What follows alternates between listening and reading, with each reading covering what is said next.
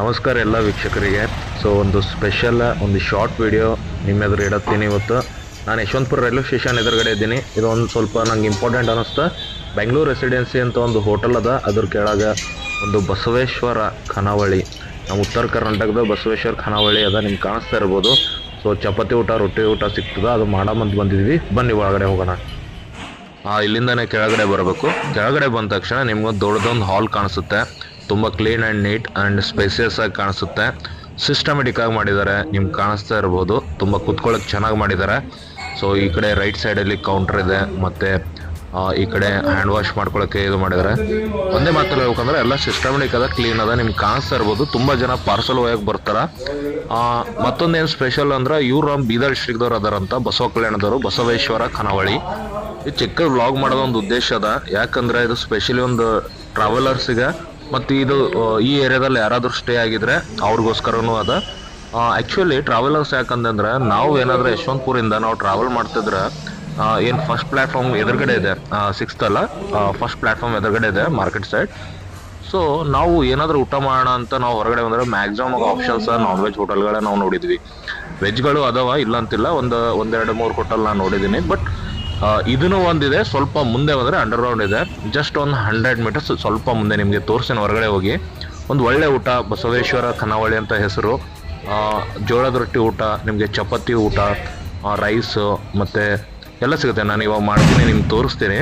ನಿಮ್ಮದು ಟ್ರೈನ್ಗಿಂತ ಒಂದು ½ an hour ಅಥವಾ 1 hour ಮುಂಚೆ ನೀವು ಏನಾದರೂ ಬಂದರೆ ಇಲ್ಲಿ ಆರಾಮಾಗಿ ಬಂದು ಇಲ್ಲಿ ಊಟ ಮಾಡಿಕೊಂಡು ಹೋಗ್ಬೋದು. ಇಲ್ಲಾಂದರೆ ಪಾರ್ಸಲ್ ತೊಗೊಂಡು ಹೋಗ್ಬೋದು. ನಿಮ್ಗೆ 2 ಆಪ್ಷನ್ ಅದಾವ. ನಿಮ್ಗೆ ಬಿಸಿ ಬಿಸಿ ಸಿಕ್ತು, ಅದು ಗ್ಯಾರಂಟಿ. ನಾನಿದ್ದೀನಿ, ನಾನು ನೋಡಿದ್ದೀನಿ, ಒಂದು 15-20 ನಿಮಿಷ ಆಯಿತು. ಅವಾಗೆ ಮಾಡಿ ಅವಾಗೆ ಕೊಡ್ತಾರೆ. ಅಂದರೆ ಸ್ಪೆಷಲಿ ರೊಟ್ಟಿ ಅಥವಾ ಚಪಾತಿ. ಅವ್ರು ಆರ್ಡರ್ ತೊಗೊಂಬತ್ತಿ ಕೇಳ್ತಾರೆ, ನೀವು ಚಪಾತಿ ಬೇಕಾ ರೊಟ್ಟಿ ಬೇಕಾ, ಅಥವಾ ಅದು ಒಂದು ಇದು ಒಂದು ಅಂದ್ರೂ ಎರಡು ಅವಾಗಿಂದ ಅವಾಗೆ ಒಂದು 2 ನಿಮಿಷ ಇಲ್ಲ ಒಂದು 5 ನಿಮಿಷ ಟೈಮ್ ಕೊಟ್ಟರೆ ಅವಾಗಿಂದ ಅವಾಗ ಬಿಸಿ ಬಿಸಿ ಕೊಡ್ತಾರೆ. ನಾ ಹೋಟೆಲ್ ನಡೆಸ್ತಾ ಇರೋರಿಗೆ ನಾನು ವಿಚಾರಿಸಿದೆ, ಮಧ್ಯಾಹ್ನದಿಂದನೇ ಸ್ಟಾರ್ಟ್ ಆಗುತ್ತಂತೆ ಊಟ. ಮಧ್ಯಾಹ್ನ ಅಂದರೆ ಒಂದು ಅರೌಂಡ್ 1 ಗಂಟೆ ಇಟ್ಕೊಳ್ಳಿ ಊಟದ ಟೈಮು. ಸಂಜೆ ಮಾತ್ರ ಅಲ್ಲ, ಮಧ್ಯಾಹ್ನದಿಂದನೇ ಸ್ಟಾರ್ಟ್ ಆಗುತ್ತಂತೆ. ಎಲ್ಲ ಥರ ರೊಟ್ಟಿ, ಚಪಾತಿ, ಕಡಕ್ ರೊಟ್ಟಿ, ಹೋಳಿಗೆ ಅವೈಲೇಬಲ್ ಇದ್ರೆ ಹೋಳಿಗೆನೂ ಸಿಗ್ತಾವಂತ ನೀವು ಕೇಳ್ಬೋದು. ಸೊ ಟೋಟಲ್ ಒಂದು ಒಳ್ಳೆ ಮಾಹೋಲ್ ಇದೆ ನೋಡ್ರಿ ಊಟ ಮಾಡೋಕ್ಕಿಲ್ಲಿ.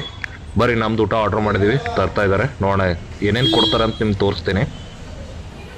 ವೀಕ್ಷಕರೇ, ನಾವೊಂದು ಚಪಾತಿ ಊಟ ಹೇಳಿದ್ದೆ, ಬಿಸಿ ಬಿಸಿ ಚಪಾತಿ ತರತ್ತಾರ ನಮ್ಮ ಬ್ರದರು. ಸೊ ಒಂದೊಂದು 2 ಇಲ್ಲ 5 ನಿಮಿಷ ಟೈಮ್ ಕೊಟ್ಟರೆ ನಿಮ್ಗೆ ಬಿಸಿ ಬಿಸಿ ಚಪಾತಿ ಅಥವಾ ರೊಟ್ಟಿ ಸಿಗ್ತಾವೆ. ಒಂದು ಪ್ಲೇಟ್ನಾಗ 2 ಪಲ್ಯ ಮತ್ತು ಉಳ್ಳಾಗಡ್ಡಿ, ಕೋಸಂಬರಿ, ಶೇಂಗಾ ಚಟ್ನಿ, ಬೇಕಾದ್ರೆ ಬಾಜು ಉಪ್ಪಿನಕಾಯಿ ಇರ್ತದೆ, ಅದನ್ನು ತೊಗೋಬೋದು. ಮೊಸರು ಕೊಟ್ರೆ ಬೇಕಾದ್ರೆ ನಿಮ್ಗೆ ಸಾಂಬಾರು ತೊಗೋಬೋದು, ಮತ್ತು ರೈಸ್ ಜೊತೆ ಪಾಪಡ್ ಕೊಡ್ತಾರೆ. ಬರ್ರಿ ಊಟ ಮಾಡಿ ಟೇಸ್ಟ್ ಹೇಳ್ತೀನಿ ನಿಮಗೆ.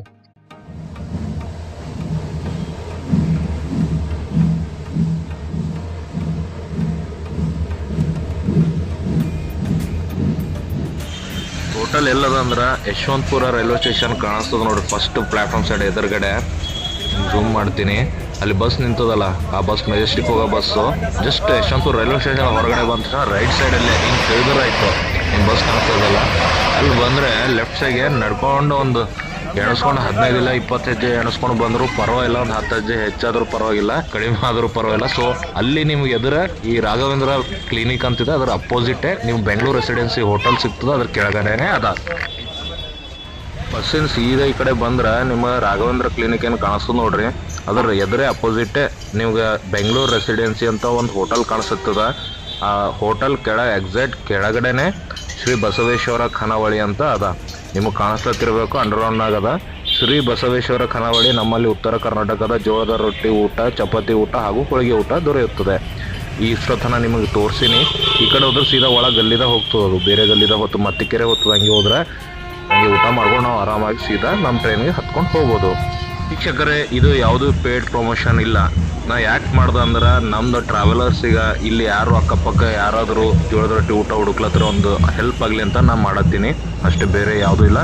ಇನ್ನೊಂದೇನು ಅಂದ್ರೆ ಅವ್ರ ಹೋಟೆಲ್ದವ್ರು, ಆ ಫ್ಯಾಮ್ಲಿದವ್ರು ತುಂಬ ಚೆನ್ನಾಗಿ ಅಡುಗೆ ಮಾಡತ್ತಾರ, ತುಂಬ ಒಂದು ಒಳ್ಳೆ ಅಡುಗೆ ಮಾಡ್ಕೊಳತ್ತಾರ. ಸೊ ಅದಕ್ಕೆ ನಿಮ್ಗೆ ಎಕ್ಸಾಕ್ಟ್ ರೈಲ್ವೆ ಸ್ಟೇಷನ್ ಎದುರುಗಡೆನೇ ಅಂತ ನಾನು ತೋರಿಸಿದ್ದು ಒಂದು ಉದ್ದೇಶ ಅಷ್ಟೇ.